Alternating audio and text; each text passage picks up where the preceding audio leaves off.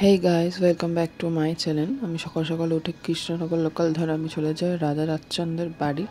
যেহেতু ওখানকার আমি জানি দুর্গা পুজো এবং জগদ্ধাত্রী পুজো হয়, তখনই দালানটা খোলা হয়, আদার্স আর কিছু নয়। তো আমি পেরিয়ে পড়ি, গিয়ে পৌঁছে দেখি মানে সেই আগের মতন যখন দুর্গাপুজোর সময় এসেছিলাম 2021 সালে, তখন সে একই ভিউ, বাট একটু ইউনিক আছে কিছুটা, অনেক কিছু চেঞ্জিং হয়েছে। কালার লাগানো হচ্ছে, যখন আমি এসেছিলাম তখন কালার লাগানো হয়নি।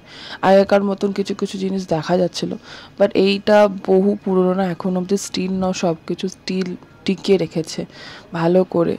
তো পুরো দালার ফালার করে এই দেখো, এটা হচ্ছে সব থেকে বড় জগদ্ধাত্রী। এখান থেকেই রাজা রাজচন্দ্রকে মা স্বপ্ন দেখেছিল। আর আমি যার সামনে, সেখানে দুর্গা পুজো হয়, যেটা দেখতে পাচ্ছেন নিচে, ওটা দুর্গা পুজো হয়।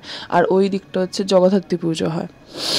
তো রাজচন্দ্র দেবকে স্বপ্ন দেখেছিল মা জগদ্ধাত্রী যাতে উনিকে পুজো করে, তবে থেকে পুজোটা শুরু হয়। তারপর ওখান থেকে এসে আগেকার যুগের প্রত্যেকটা জিনিসগুলো এখনও ওরা গুছিয়ে রেখেছে, সেটাই ওরা জগদ্ধাত্রী পুজোর দিন সব কিছু বার করেছে। আপনারা হয়তো দেখতে পাচ্ছেন, আমি যতটা পেরেছি দেখাচ্ছে। এগুলো সব আগেকার যুগের সব জিনিস, আমরা যেগুলো টিভিতে দেখি, এতে দেখি, এইগুলো সেই সেম, মানে এটা রিয়েল পুরো।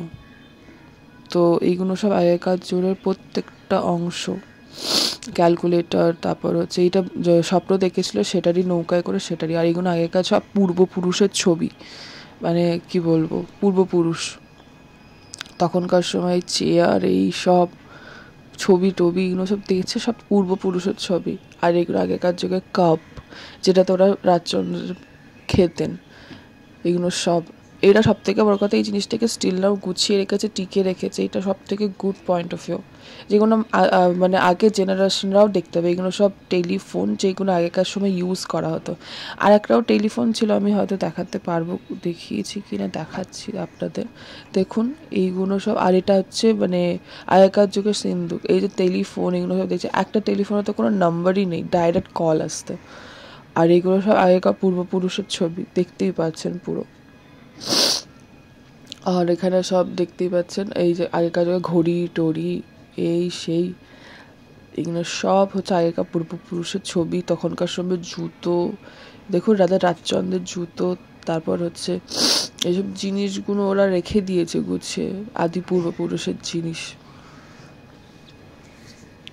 সত্যি বলতে আমার খুব ঠান্ডা লেগে গেছে, তো তাই আমি যতটা পারছি দেখাচ্ছি। তখনকার সময় মূর্তি, এই মানে বহু আগেকার যুগে আদি পূর্বপুরুষের প্রত্যেকটা ছবি। তো দেখে ফেকে আমি বেরিয়ে পড়ি, রওনা দিই পরের ঠাকুরগুলো দেখা। যতটুকু জানি রাজবাড়ির পরপরই সব ঠাকুর দেখা যায়, যেরকম ছোটো মা, বড় মা, মেঝো মা, এগুলো সব এখানকার নাম করা ঠাকুর। এইগুলো সব দেখা। কৃষ্ণনগরেও ঠাকুর, এটা হচ্ছে আমাদের বুড়ি মা।